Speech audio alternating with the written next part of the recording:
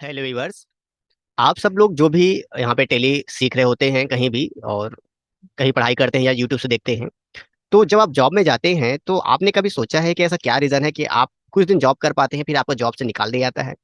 या फिर आपने ये ध्यान दिया है क्या कि आपको टेली करने के बाद जॉब क्यों नहीं मिल रहा? देखो, सिंपल सी बात मैं समझाता हूँ कि आप जो पढ़ने के दौरान ऐसे टेली वर्क सीख रहे हो जो नॉर्मल पढ़ाई में काम आते हैं, जिससे आप 99% से पास हो सकते हो। लेकिन आप जब जॉब करते हो तो जॉब में जो काम होता है वो बहुत ही डिफरेंट होता है। और उन्हीं डिफरेंट वर्क में से एक मैं आपके सामने ला रहा हूँ। इसको आप समझो और आप तुरंत समझ जाओगे कि अगर आपके क्लास में नहीं सिखाया गया है, ऐसे बहुत सारे वीडियो हमारे चैनल पर हैं, इनको ध्यान से जाकर देखो कि इनको आपको नहीं सिखाया गया है, इस कारण से आपका टेली में या तो जॉब नहीं लग रहा है या तो काम नहीं कर पा रहे हो। एक प्रॉब्लम का सॉल्यूशन आप मेरे इस वर्ड के बाद आप चाहो तो वीडियो को बंद करके खुद टीचर से यूट्यूब में जहां भी चाहो आप ढूंढ सकते हो, इस चैनल को छोड़ के। अगर आपको वहां मिल जाए तो अच्छी बात है, और मुझे उम्मीद नहीं है कि आपको आंसर मिल जाए। प्रॉब्लम ये है कि मान लें कि एक कोई कंपनी है, जिस कंपनी में तीन ऑनर हैं, यानी उसके तीन लोग हैं बोल सकते हो, जैसे कि एक पिताजी है और दो बेटे हैं, और तीनों मिलकर कंपनी चला रहे हैं। और तीनों कंपनी को आप सामान सेल करते हो या परचेस करते हो, कुछ भी हो सकता है। हम मेटर ले लेते हैं, सेल्स कर रहे हो अगर।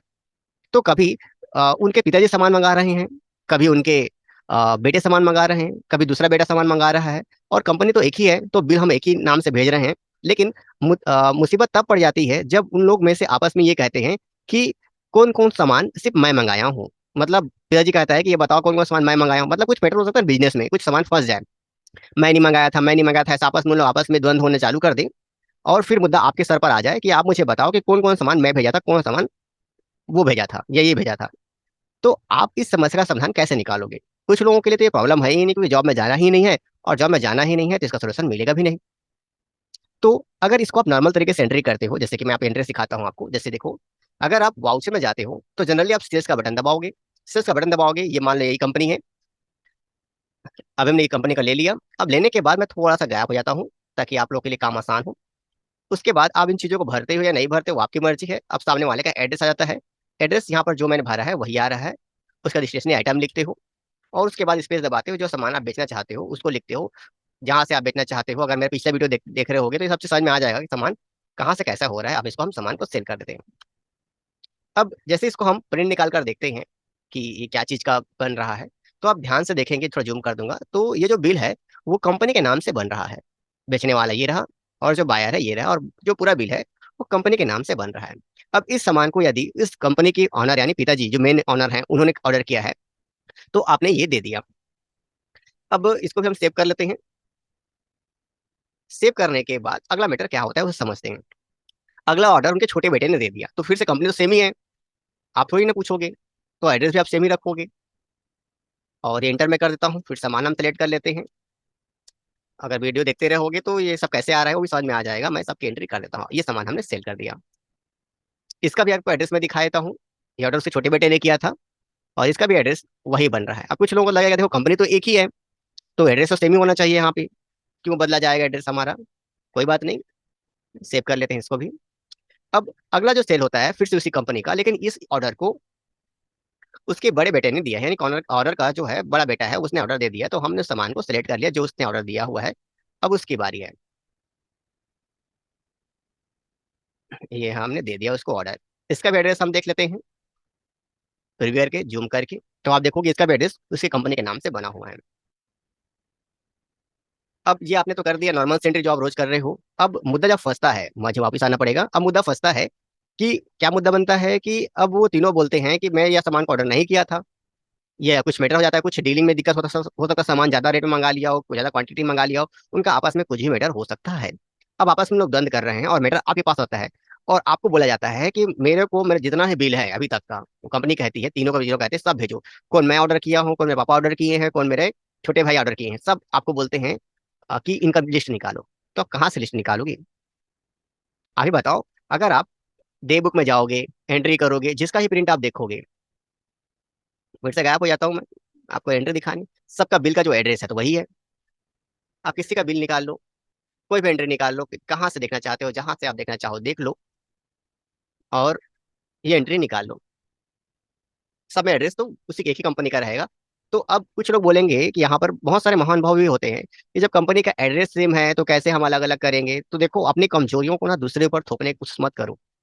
जो चीजें टेली में पॉसिबल है उसे करो या उसे सीखो।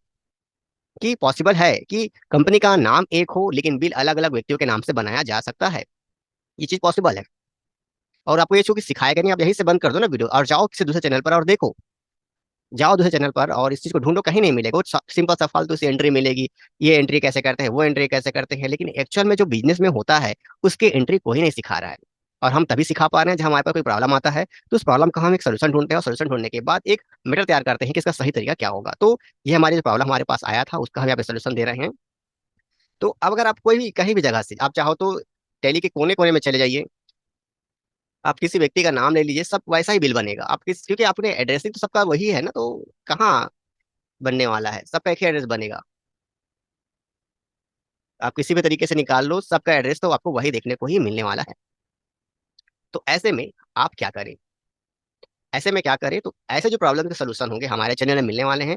और आपको कैसे इसे करना होगा उसे समझना पड़ेगा।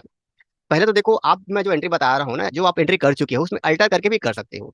मैं जो प्रोसेस बताने वाला हूँ उसको आप अल्टर कर सकते हो। लेकिन अगर भविष्य में आप ऐसे मुसीबतों से बचना चाहते हो तो नई शुरुआत में एंट्री कैसे करें बताऊंगा। पहले आपको दो तरीका समझाऊंगा आपको मैं।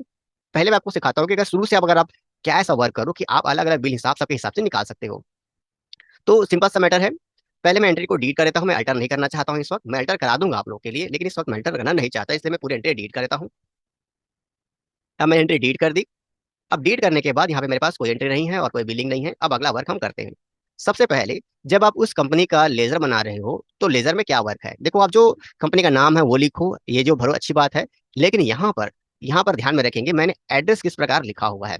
एड्रेस के तरीकों को ध्यान में रखो। कंपनी का नाम, और कंपनी का नाम है तो मेलिंग एड्रेस में कैसे लिखेंगे हम लोग। जो कंपनी का नाम है, शॉप नंबर क्या है, घंटाघर, निहारका रोड, कोरबा। यानी आप ध्यान में रखेंगे कि अपने एड्रेस में कंपनी का नाम दोबारा जरूर लिखें। ये सही तरीका होता है एड्रेस लिखने का, यानी मेलिंग एड्रेस लिखने का, कि उसके एड्रेस में उस कंपनी का नाम जरूर होता है। तो पहले एड्रेस का जो फर्स्ट लाइन होगा कंपनी का नाम, सेकंड लाइन में शॉप नंबर, कौन सा कॉम्प्लेक्स है, थर्ड लाइन में कौन से रोड के आसपास है, और टोटल एरिया को हम क्या कहते हैं। और इस प्रकार पूरा उसके एड्रेस को आप फिलअप कर दें। आपको ध्यान में रखना है, एड्रेस ऐसे ही लिखना है तो आपका काम हो जाएगा। और हमें ऐसे लिखना चाहिए। टेली भी हमें ऐसे एड्रेस लिखने के लिए बोलता है, लेकिन आप तमाम वीडियो जितने भी आप देखोगे सब में एड्रेस उटपटांग तरीके से लिखा बताया जाएगा। किसी में तो एड्रेस के बारे में जिक्र भी नहीं होता कि एड्रेस कैसे लिखते हैं। तो चलिए हम अपने मैटर पर आते हैं। तो फर्स्ट काम यही करना होगा, बाकी आप जैसा काम करते हो वैसा आप करो। फिर आपको वाउचर में जाना है। वाउचर में जाने के बाद सेल्स का बटन दबाना है, उस कंपनी का नाम सेलेक्ट करना है। अब पहला ऑर्डर किसने दिया था, सामने वाले जो कंपनी का जो मेन ऑनर था, जो पिताजी, उसके ऑर्डर दिया था। अब उसकी बारी है, मुझे गैप होना पड़ेगा। अब इसको आप भरते हो कि नहीं भरते हो और यहाँ पर क्या भरना चाहिए, इसके बारे में हमारे चैनल में वीडियो है, आप जाकर देख सकते हो। इसे हम तभी भर सकते हैं जब रिसिप्ट नोट, डिलीवरी नोट का मैटर हो। यानी अगर आपको डिलीवरी नोट, रिसिप्ट नोट के बारे में जानकारी नहीं है तो आपको समझ में नहीं आया कि यहाँ पर क्या भरना चाहिए, तो पहले आप डिलीवरी नोट के बारे में जो हमारा वीडियो बना है उसको जाकर आप देख लें, तब आपको आगे हम समझा पाएं। अब जैसे हम उसके एड्रेसिंग में आते हैं तो हमें ध्यान में देना होता है कि यहाँ पर या तो क्रिएट दिया हुआ है या न्यू पार्टी। अगर आप क्रिएट करते हो तो आपको एक नया कंपनी बनाने या नया लेजर बनाने के बारे में होगा। तो इसे हमें नहीं करना है। क्योंकि देखिए, हमारा जो व्यक्ति का जो कंपनी है वो अलग अलग नाम से नहीं बने, कंपनी तो एक ही है ना, तीन अलग अलग लेजर नहीं बनेंगे। यहाँ पर जो न्यू पार्टी दिया है इसको यूज करना है। अब न्यू पार्टी में इंटर करेंगे तो आपको एक नाम लिखने के लिए बोलेगा। अब मान लेते हैं उस कंपनी के ऑनर का नाम कमलनाथ है, तो हम भी कमल नाथ लिख देते हैं। और आगे जो भी आप सरनेम लगाना चाहो आप लगा सकते हो। ऐसा करके आप इंटर कर दो। देखो, जो कंपनी का जो मेलिंग नेम है वो तुरंत चेंज हो गया। अब चेंज हो गया, आपको सेव कर देना है इसी काम को, और जो आप सामान बेच रहे हो वो भी आप कर दो। ये मैं जहाँ से सामान लेना है वहां से ले लो, जितने बेचना है उतना दे दो और अपना काम आप कंप्लीट करो। ये हो गया। अगर इसका बिलिंग एड्रेस देखोगे तो इसके बिलिंग एड्रेस में कंपनी का नाम तो एंट्री तो वही हो रही है, यहाँ पर ध्यान से देखो, गेयर, ग्रेटर रियलिबिलिटी। लेकिन यहाँ पर जो आपका जो बिलिंग है वो किसी व्यक्ति के नाम पे बन रहा है। और क्लियर देख लो उस व्यक्ति के नाम पे कैसे बन रहा है। अब सेम काम आपको आगे भी करना होगा। जब भी ऑर्डर इस प्रकार का हो तो आपको ऐसा ही करना है। अब उसके छोटे बेटे ने ऑर्डर दिया तो कंपनी तो वही है, इंटर इंटर करके आप आगे बढ़ो।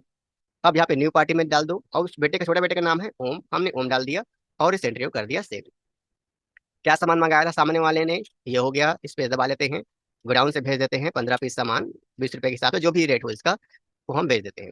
अगर इसका भी आप प्रिंट निकाल के देखोगे, जैसे मैं यहाँ पे निकाल के दिखाऊंगा आपको, तो आपको वही दिखाई दे, कंपनी का नाम वही है, लेकिन देखो बिलिंग में किसी दूसरे व्यक्ति का नाम लिखा हुआ है। यानी जिसके नाम पर आप बनाना चाहते हो उसी के नाम पे बिल बनाए, कंपनी का लेकिन नाम वही है। अब इसको भी हम सेव कर देते हैं। एक और मैटर हमने जिक्र किया था, बड़े बेटे की बारी है, तो सेम वर्क करते हैं यहाँ भी।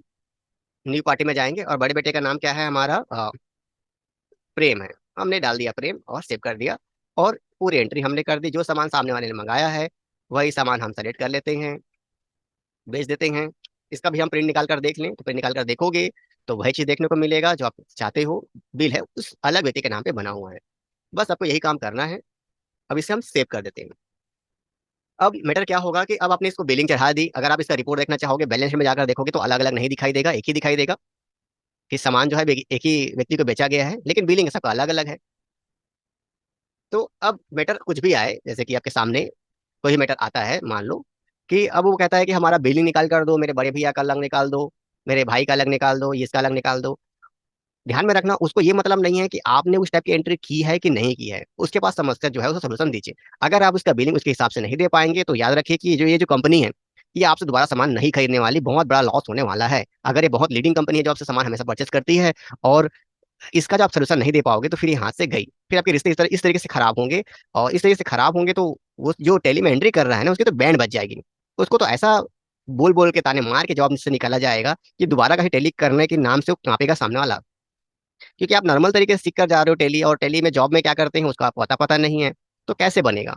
तो आप इस तरीके से सीखो कि यहाँ पे हर एक टॉपिक का एक वीडियो बनता है, और उसमें जा जाकर देखो कैसे उस प्रोसेस को हम करते हैं, और उसे सीखो। आज की समस्या क्या थी, कंपनी का नाम एक हो, बिलिंग अलग अलग व्यक्ति के नाम से बने। अब सामने वाला कहता है, मीटर आता है उसके पास मुद्दा, कि भैया मेरे को, मेरा कितना बिल है, मेरे भाई कितना बिल है, ये है सब निकालो। तो बस आप चाहो तो डे बुक में जाओ, आज की एंट्री है तो, नहीं तो एक ये डिस्प्ले, अकाउंट बुक, लेजर, उस कंपनी का नाम सेलेक्ट कर लो, सारा एंट्री हो गया। अब सारा बिल निकाल निकाल के दे दो उसको।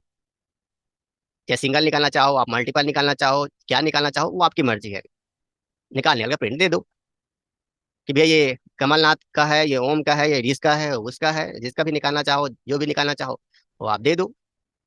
और दे दिए तो उनका सोल्यूशन कंप्लीट हो गया, और आपके जो कंपनी का जो विश्वास जो मीटर है ना वो डबल बढ़ गया। इस सामने वाला एकदम देखो रियलिटी पर वर्क करता है। तो ऐसे कंपनी में वर्क होते हैं जी टेली में, कहाँ कहाँ से टाइम पास चीजें सीख सीख कर जाने के सोचते हो जॉब में, और चाहते हो कि काम बन जाए, जॉब लग जाए और बहुत कुछ हो जाए। तो अगर ये जानकारी हमारी अच्छी लगी हो तो हमारे चैनल को लाइक एंड सब्सक्राइब कर सकते हैं, नहीं तो कोई दिक्कत नहीं है, आपकी मर्जी है, आपका ही चैनल है। तो मिलते हैं किसी अलग वीडियो पर।